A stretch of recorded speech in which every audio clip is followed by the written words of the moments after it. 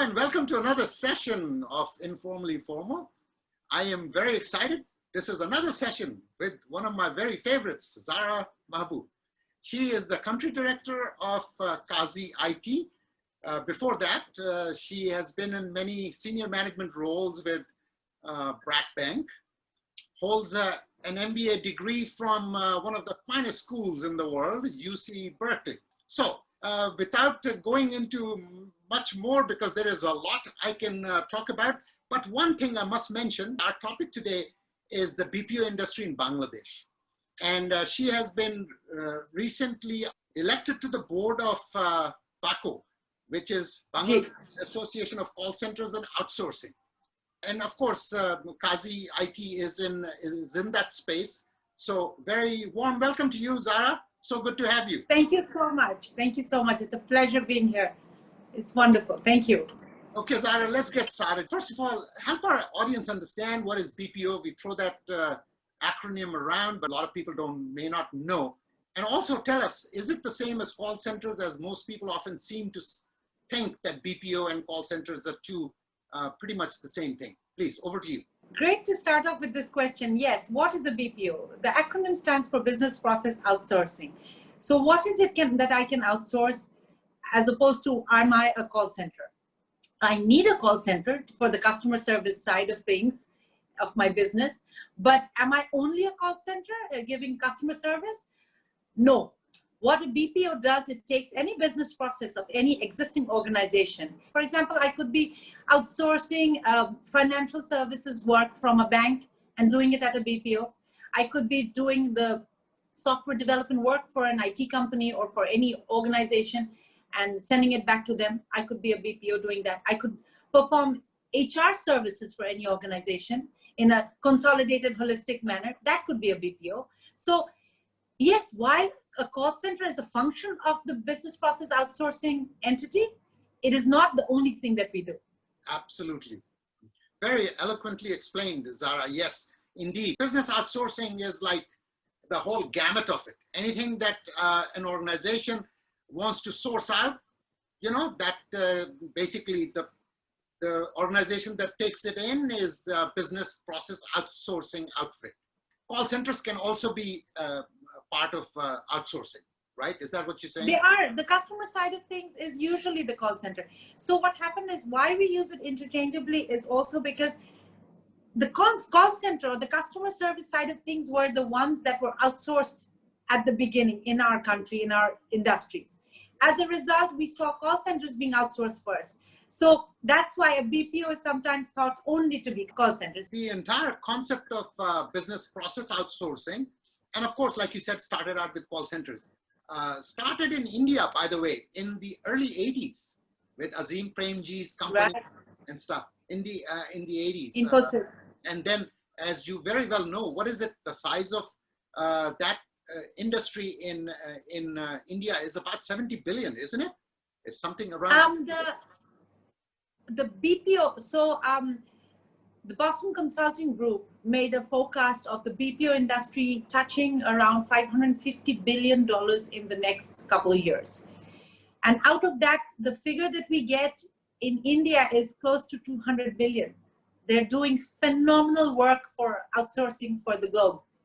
Are you serious? 200 billion out of that? Yes. 750 yes. billion is in India.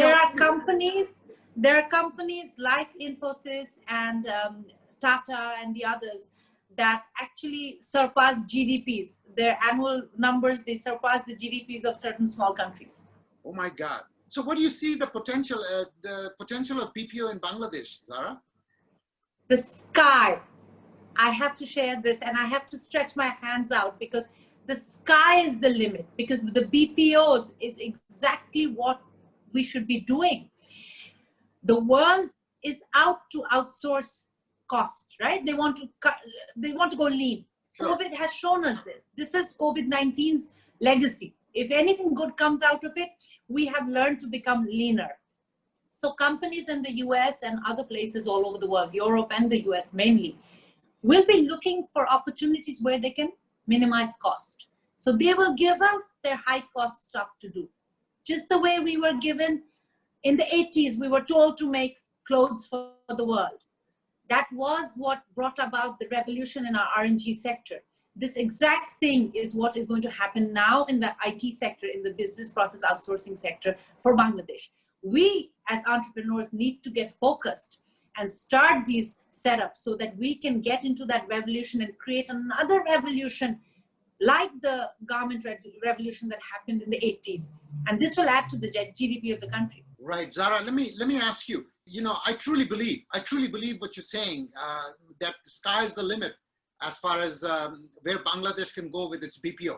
But is our IT infrastructure ready for that? The IT infrastructure is not a very big requirement. We need bandwidth. And we are moving slowly more and more, 4G and then 5G. We are moving towards that. So the IT infrastructure is there.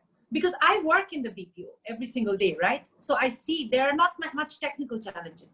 Challenges are in two places. Number one is talent. And number two is mindset. If I talk about the first challenge, that is predominantly where we're at the back foot, because the example I gave of India, their first language is English. So when you're communicating with the West, English is a very, very important tool that they have to focus on, that they have to use. So for Bangladesh, we do speak English, but not enough of us speak English. So this sentiment of English being a language that will make us insecure about our mother language, our mother tongue, this concept has to be changed. We use English as a tool, just the way we use Microsoft applications, Word, Excel, and all of that, just the way we use Facebook, just the way we use everything else. English is a tool for us to attract more business to come into the country. And secondly, as I said, it's the mindset. A lot of us will have to work from 6 in the evening to 3 in the morning, or from 9 in the evening to 6 in the morning. That mindset has to come in.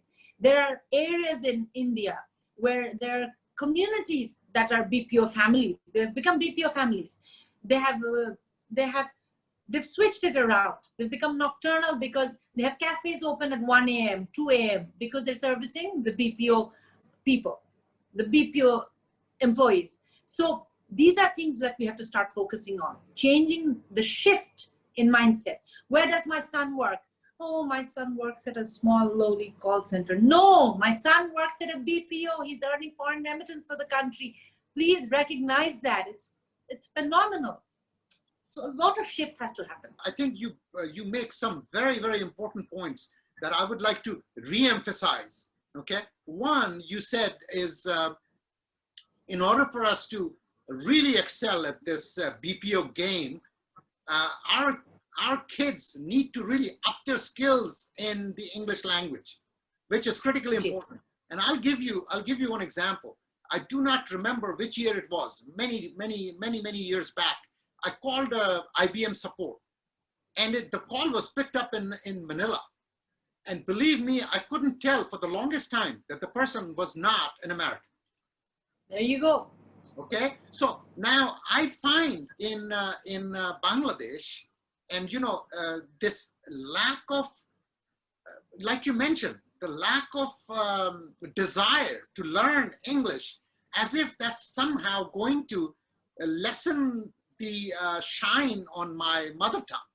It is not. Just look at it as a tool, like you said, Zara. And the second thing that you mentioned, of course, is the mindset, right? Like those of us that have lived in the Western world, kids, when they get to be 16 and stuff, they start a part-time job at the local restaurant, the McDonald's, or what have you. But in our country, you see, that is such a shameful thing to do. That mindset needs to switch. We only think that, if we can say that I work for a MNC, multinational corporation, or I work for a bank, then it's okay. And then if I say I work for a call center, it is such a, such a thing that one just lessens your standing in society, so to speak. I'm going to go back to something that I had asked you, the IT infrastructure ready in Bangladesh, and you said that it is. I somehow think there is a report that came out not too long ago, right? Even though we have tremendous cellular phone penetration in Bangladesh, even more than some of the comparator countries, but our bandwidth just isn't there yet. I look at IT infrastructure as like building roads and bridges, you know.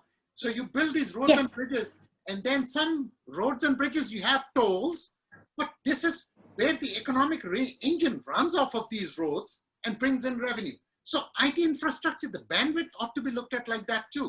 I even think that the government ought to make it free, the bandwidth. That's the ideal state. But I must tell you, the government is doing a lot to take us closer to that digital Bangladesh dream. If when Kazi IT started 10 years ago, they were struggling. And today we have hundreds of people logging in and working all through the night seamlessly. So the IT infrastructure is actually moving forward. It's moving maybe step by step, but we are moving forward. There is a lot of emphasis. There's a lot of focus in this particular area. So I'm very thankful to the Honorable Prime Minister as well as the advisor, and of course, Minister Junaid Ahmed Pollock. So Zara, what other than, you know, we have covered, you know, you said that there is, and I'm in sync with you, that sky's the limit as far as the potential for Bangladesh. We also talked about skill sets, right? We talked about skill sets where you said attitude, and then of course English language. What other skill sets do you suppose? We need skills in data science. We need skills in computer science overall. We need solid ability for people to be able to develop applications, to be able to develop softwares, to be more innovative. Of course, marketing is another skill set that we need for all of our entrepreneurs to go out there and brand the country, to brand the industry. We need to be able to sell our abilities. So these are basic things that we require in order for more business to come into Bangladesh in the BPO sector. As far as the BPO industry, you feel very confident. So in closing, what would you like to say? Just sum it up. In closing, I want to say the BPO industry is the next garment industry. So Bangladesh, let's focus and let's make it massive. Because I know that the world with the flat technology today, we have absolutely the sky as our limit. We can do anything we put our minds to. And as Bangladeshis, learning English is not a challenge. Learning anything is not a challenge. This is the country that got its liberation in 9 months. This is the country of people that fought for language. So for us, nothing is a challenge. And the BPO industry is going to be massive, inshallah. So I'm super excited about that. Zara, what a pleasure. What a pleasure Thank to have you. Unfortunately, we run out of time here. So I'd like to thank you, and with an invitation to have you back many more times. I'd like to thank our audience for joining us for this session, with an invitation for you to come back and join us for the next session. Stay safe, and I'll see you next session. Bye-bye.